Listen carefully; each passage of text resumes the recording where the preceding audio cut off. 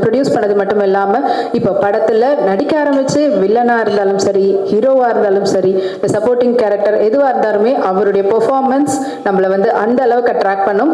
And படத்துலையோ இல்லை post இவரை பார்த்தாலே அந்த கேரக்டர் எப்படி இருக்கும் அப்படின்ற எதிர்பார்ப்பை இன்னும் அதிகப்படுத்தக்கூடியவர். அந்த பெர்ஃபார்மன்ஸ் மூலிமா தொடர்ந்து இன்னும் அடுத்தடுத்த கட்டத்துக்கு கொண்டு போயிருக்கார். தமிழ் சினிமாவில் மட்டும் இல்லாமல் மலையாள சினிமாலையும் அவருடைய ஆட்சி புரிஞ்சிட்டு இருக்கிறவர் தான் நம்ம எல்லாருக்கும் அன்பானவர், பாசமானவர் திரு ஆர்.கே. சுரேஷ் அவர்களை பேசுவார் அன்போடு அழைக்கிறோம்.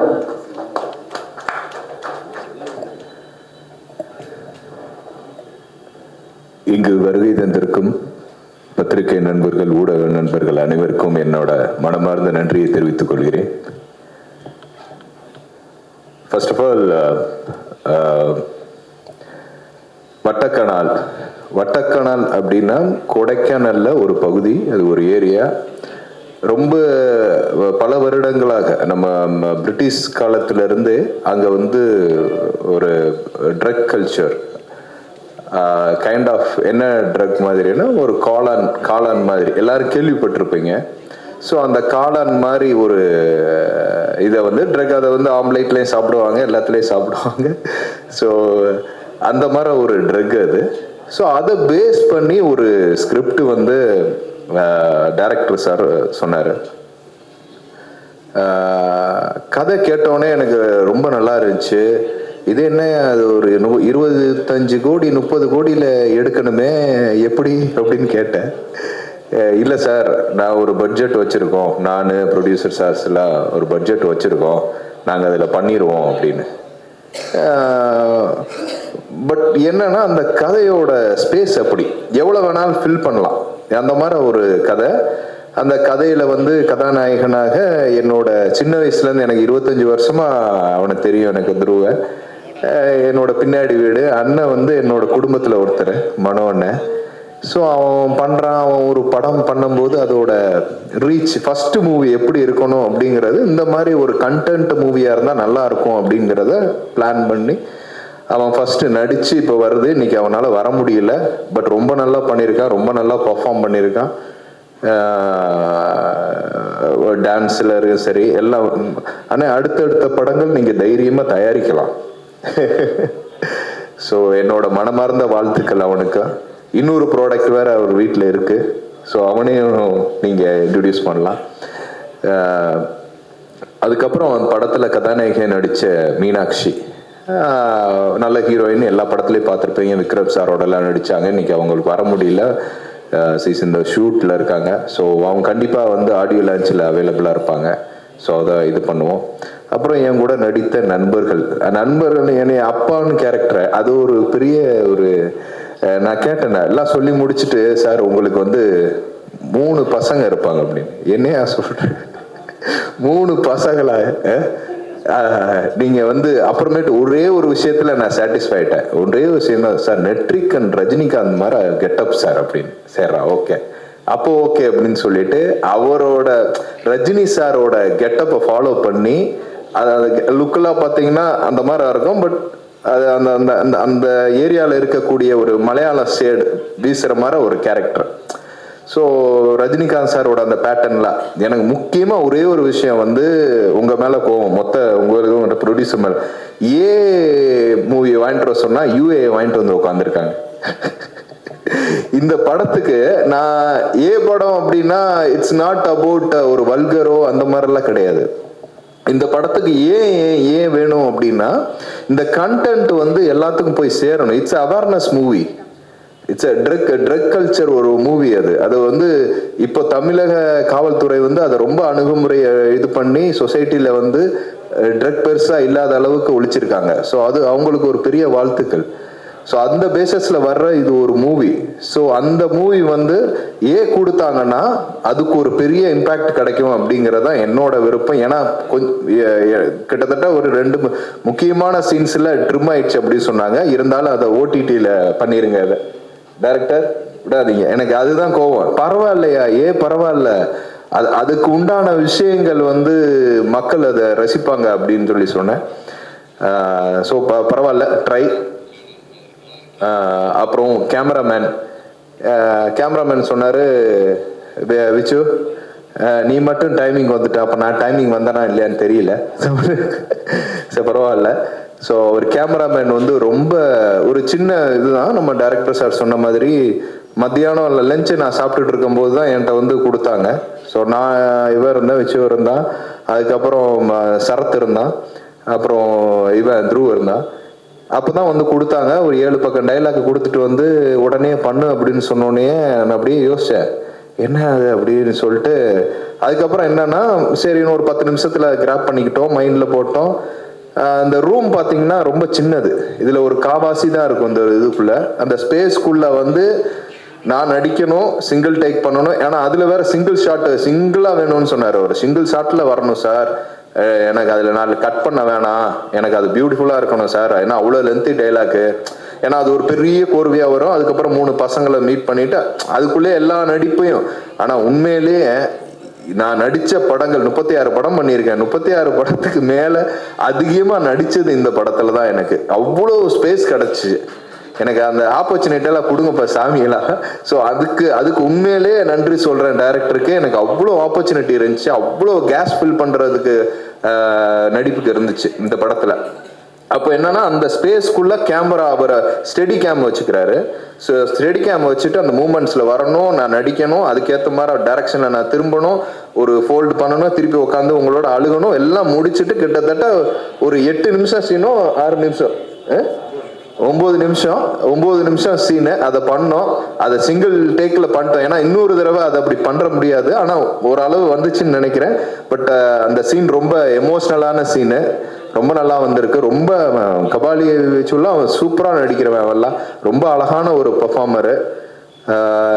நம்ம முருகானந்தெல்லாம் சொல்லவே வேணாம். இது ஒன் ஆஃப் த, அதாவது ஒரு இப்போ நாங்கள் அடுத்தடுத்த படத்துக்கு கூட எங்களுக்கு ஒரு டீம் நாங்கள், ஏன்னா அப்படிப்பட்ட ஒரு கலைஞன், கிரியேட்டிவான ஒரு பர்சன் அவர். ஸோ அந்த அளவுக்கு பர்சன்ஸ்லாம் நம்ம கூட இருந்தாங்கன்னா நம்ம நல்ல நல்ல ஸ்கிரிப்டை அவங்க எடுத்து வைக்கலாம். அந்த மாதிரி ஒரு திறமசாலி. ஸோ அவரோட என்னோட வாழ்த்துக்கள். முக்கியமாக இந்த படத்துக்கு வந்து எனக்கு ஒரு 20 வருஷமா மியூசிக் டைரக்டருக்கு தெரியும் மாரிஷா. பட் நான் ஒரு ஸ்டூடியோவுக்கு போயிருக்கேன். அப்போயே ரொம்ப இந்த ஏஆர் ரஹ்மான் ஸ்டூடியோவில் இருக்கிற மாதிரி ஒரு பில்டப்பில் தான் இருப்பார். ஸோ இன்னுமே இந்த படத்தோட மெலோடி பார்த்துருப்பீங்க. ஸோ அடுத்தடுத்த படங்கள் நாங்கள் சேர்ந்து பயணிக்க போகிறோம். Is one of the beautiful music director. இன்னும் பெரிய இடத்துக்கு போகணும், அதுக்கு எங்களை மாதிரி நாங்களும் சேர்ந்து உங்களோட உறுதுணையாக இருப்போம் அப்படின்னு நான் சொல்லிக்கிறேன். அடுத்து என்னோட ப்ரொடியூசர்ஸ் 2 பேர்.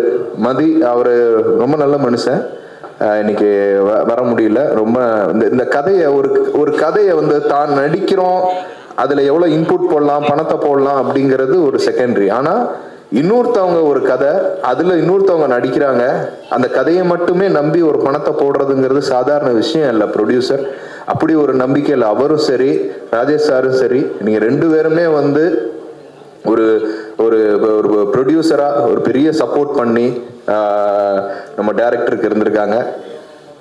அதுக்கு என்னோட மனமார்ந்த நன்றி, உங்களுக்கு வாழ்த்துக்கள். முக்கியமாக இந்த படம் அமையறதுக்கு முக்கிய காரணம் வந்து மனோ சார். அதாவது தான் பையன் நடிக்கிறான் அப்படிங்கிறதெல்லாம் தாண்டி ஒரு நல்ல படம் எடுக்கணும், அது அவேர்னஸ் மூவியாக போய் மக்கள்கிட்ட சேரணும் அப்படிங்கிறதுல ரொம்ப கரெக்டாக இருந்தார். ஸோ அது அப்படி ஒரு படம் தான் வட்டக்கனால். ஸோ அந்த படம் கொடுத்ததுக்காக, அந்த அசம்பிள் பண்ணதுக்காக உங்களுக்கு ஒரு மிகப்பெரிய நன்றின்னு. அடுத்தடுத்த கட்டத்துக்கு நீங்கள் எப்படி அதை கொண்டு போய் சேர்க்கணும் அப்படிங்கிற அந்த மார்க்கெட்டிங் ஸ்ட்ராட்டஜியில் உங்களுக்குலாம் வந்து சொல்லவே வேணான்னு, நீங்கள் அது மிகப்பெரிய ஒரு சக்தி. நீங்க போய் நின்றாலே அது எக்ஸ்போஸ் ஆகும். அது எந்த இடத்துல எந்த சேனலா இருந்தாலும் சரி, அப்படி ஒரு திறமசாலி. நீங்க போகாத நாடே கிடையாது. அப்படி ஒரு மகா சிங்கர் நீங்க. ஸோ உங்களோடலாம் பழகிறதுக்கு நாங்கள் கொடுத்து வச்சிருக்கணும்னு நன்றிண்ணே. எனக்கு வந்து நெருங்கி எஸ்பிபி சாரோட பழக முடியல, பட் நான் உங்க பக்கத்திலே நம்ம இத்தனை 25 வருஷமா பழகிறதுக்கு எனக்கு அந்த கொடுப்பினை கொடுத்ததுக்கு நன்றி. அதுக்கப்புறம் என்னோட டைரக்டர் மனுஷன் வந்து எனக்கு நலன் குமாரசாமி வந்து சூதுகம் அந்த டைமில் வந்து நலன் வந்து பயங்கர க்ளோஸாக இருந்தாப்புல. அதுக்கப்புறம் அதே ஸ்ட்ரக்சர், அதே மாதிரி ஒரு திங்கிங் தாட்ஸோட ஒரு பர்சன் பார்க்குறேன். ஒரு நல்ல கிரியேட்டிவான ஒரு பர்சன். சார் இப்படி பண்ணல, பாப்லோ எஸ்கோபர் அப்படிங்கிறவன் வந்து ட்ரக்லே வேர்ல்டுலே one of the biggest drug dealer. அவன் மியூசிக் தான் முக்காவாசி பசங்க வச்சிருப்பாங்க. அப்படி ஒரு கதை சொல்றாரு. ஏய் என்ன இந்த கதையை வச்சுட்டு இதெல்லாம் ஹாலிவுட்ல எடுக்க வேண்டிய படம் இப்படியே கொண்டு வந்து உனக்கு கொடைக்கானல்ல வச்சு எப்படி எடுப்ப? இல்லைண்ணே நான் ஃபர்ஸ்ட் அப்படின்னு. இந்த படம் உங்களை ஒரு இடத்துக்கு கொண்டு போகும், நல்ல ஒரு கிரியேட்டருங்கிற நாலேஜ் கொண்டு போகும் டைரக்டர். ஆனா அடுத்த படம் உங்களுக்கு ஒரு மிகப்பெரிய ஒரு பிளாட்ஃபார்ம் கிடைக்கும், கண்டிப்பா கிடைக்கும். அப்படி கிடைக்கலன்னா நான் ப்ரொடியூஸ் பண்றேன், சரிங்களா? ஏன்னா அவரோட ஸ்ட்ரென்த் என்னன்னு எனக்கு தெரியும். அவரோட அதாவது ஒரு மைண்ட்ல வந்து ஃபிக்ஸ் பண்ணுவாங்க. சரி, அது பண்ண முடியாது. 25-30 கோடியே ஃபர்ஸ்ட் ஓப்பனிங்ல ஒரு டைரக்டருக்கு அப்படி ஒரு ஆப்பர்ச்சுனிட்டி கிடைக்குமானா கிடைக்காது. இதுவே நல்ல படம், ஒரு 5 கோடி ரூபா கிட்ட பட்ஜெட் செலவு பண்ணியிருக்காங்க இந்த படத்தை. ஏன்னா நீங்க மேக்கிங்லேயே பார்த்துருப்பீங்க, சாங்ஸ் எல்லாமே விஷுவலாகவும் ரொம்ப நல்லா இருக்கும். டோட்டலா வட்டக்கனால் அப்படிங்கிற இந்த படம் வந்து ஒரு நான் என்ன ஒரு அவேர்னஸ்ன்னு சொல்லி நான் வந்து ஒரு சோசியல் அது இருக்கு. பட் இருந்தாலும் யங்ஸ்டர்ஸ்க்கு ஒரு சுவாரஸ்யமான ஒரு படம் இது. ஸோ கண்டிப்பா வந்து பாருங்க. ஸோ யாராவது மிஸ் பண்ணியிருக்கேன்னா ஓகே. ஸோ இதில் நடித்த டெக்னீஷியன்ஸ், அதுக்கப்புறம் ப்ரொடக்ஷன் டீம் எல்லாத்துக்கும் என்னோட மனமார்ந்த நன்றியை தெரிவித்துக் கொள்கிறேன். நன்றி. தமிழில் மட்டும் இல்லாமல் ஆல்மோஸ்ட் எல்லா இந்தியன் லாங்குவேஜில் பாடல் பாடி அண்ட் அவருடைய மிஸ்மரைசிங்கான வாய்ஸில் நம்மளை எப்பவுமே வந்துட்டு அவருடைய வாய்ஸில் கட்டி போட்டு வச்சுருக்காரு. ரொம்ப யூனிக்கான வாய்ஸ் கொண்டவர். அண்ட் ஆக்டிங்னு ஆரம்பித்ததுக்கப்புறமா பாடல்கள், அப்புறமா அவருடைய படம் வந்து தயாரிக்கிறதா இருக்கட்டும், நிகழ்ச்சியை வந்து தயாரிக்கிறதா இருக்கட்டும், அப்புறம் ஒரு தொகுப்பாளராகவும் வந்து ஷோ பண்ணியிருக்காங்க. ஸோ அவ்வளோ ஒரு பியூட்டிஃபுல்லான ஒரு கெரியர். அண்ட் அது மட்டும் இல்லாமல் எப்பவுமே ஒரு ப்ளசண்ட்டான லுக், முக்கியமாக ஒரு வார்த்தையில் சொல்லணும்னா சண்முகப்பூ மாதிரியே எப்பவுமே வந்து ஒரு மலர்ந்த முகத்தோட இருக்கக்கூடியவர். அண்ட் வேற ஸ்டேட்ல பிறந்திருந்தாலும் எங்க ஊர் பாட்டுக்காரன்னு ரொம்ப பெருமையோட சொல்லிக்க கூடியவங்க எங்களுக்காக கொடுத்துருக்கிறீங்க. ஸோ தொடர்ந்து அவருடைய பாடல்கள் நம்ம வந்து கேட்டுட்டே இருக்கிறோம், நிறைய ரசிச்சுக்கிட்டே இருக்கிறோம். மனதோடு எப்பவுமே அப்படியே மனோ அவர்கள் இருந்துகிட்டே இருக்கிறாங்க. ஸோ அப்படிப்பட்ட அவருடைய இனிமையான குரல்ல இன்னும் அவர் பேசுறதை கேட்கறதுக்காக அவளோடு நம்ம எல்லாரும் காத்துட்டு இருக்கிறோம். ஸோ பெரிய கைத்தட்டலுடன் மனதோடு மனோ சாரை கூப்பிடுறோம்.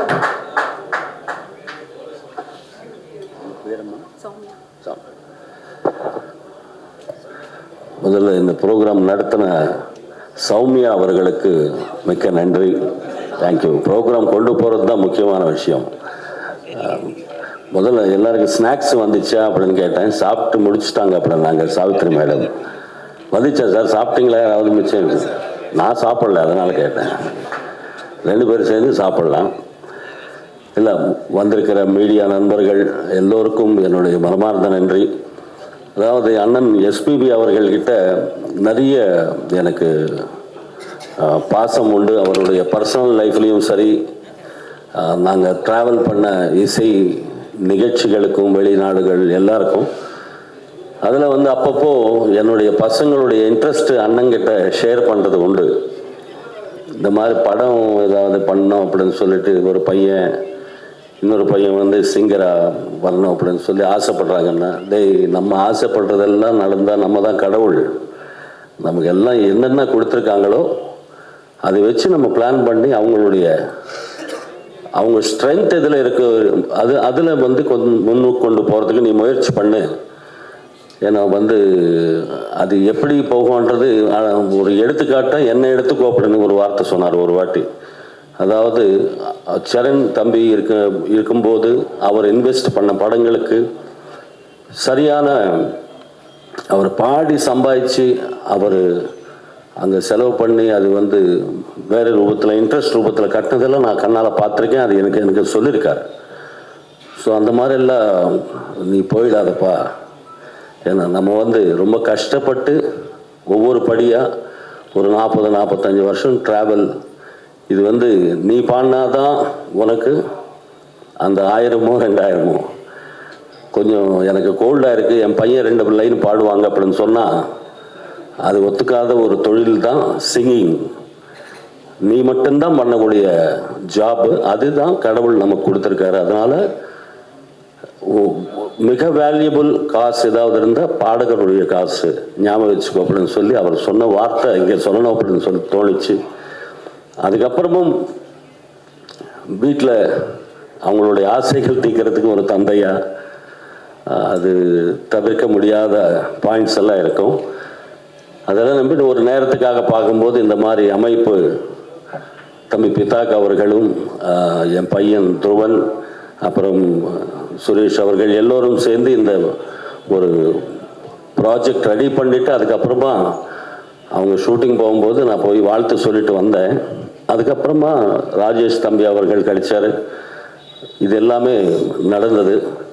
இது எல்லாத்தையும் மீறி கடவுளுடைய ஆசீர்வாதத்தில் ப்ராஜெக்ட் முடிச்சுட்டு உங்கள் இடத்துக்கு கொண்டு வரத்துக்கு இதுக்கு நடுவில் இடையில் எவ்வளவோ சிரமங்கள் எல்லாமே தாண்டி இன்றைக்கி வந்து கடவுள் வந்து ஒரு நல்ல வழி ஒன்று கொடுத்துருக்காரு. அடுத்த மாதம் ரிலீஸ்க்கு ஒரு வழிகள் கிடைத்தது. ஸோ ஹீரோயின் பையன் வந்து வெளிநாடு போயிருக்காங்க. யார் இல்லைன்னாலும் நானும் என்னுடைய பழப்பை தேடி நானும் அடுத்த 2-3 நாளில் நானும் ஊருக்கு கிளம்பணும். அதனால் பத்திரிகை மூலமாக ஒரு நியூஸு எல்லோரும் ப்ளஸ் பண்ணுங்க அப்படின்னு சொல்லி எல்லாருக்கும் தெரியப்படுத்துறது. அது 1000 கோடி படமாக இருக்கட்டும், 500 கோடி படமாக இருக்கட்டும், 50 லட்சம் படமாக இருக்கட்டும், எல்லோருக்கும் ஒரு கடவுளாக இருக்கிறது மீடியா. இந்த மீடியா மூலமாக என்னுடைய பையனுக்கு ஒரு ஆசீர்வாதம் நீங்கள் எல்லாம் கொடுப்பீங்க அப்படின்ற நம்பிக்கையில் நான் இன்றைக்கி உங்கள் முன்னாடி வந்திருக்கேன். தயவுசெய்து இதுக்கு தேவையான சப்போர்ட்டு நீங்கள் கொடுக்கறது தான் எனக்கு பெரிய பலமாக இருக்கும்.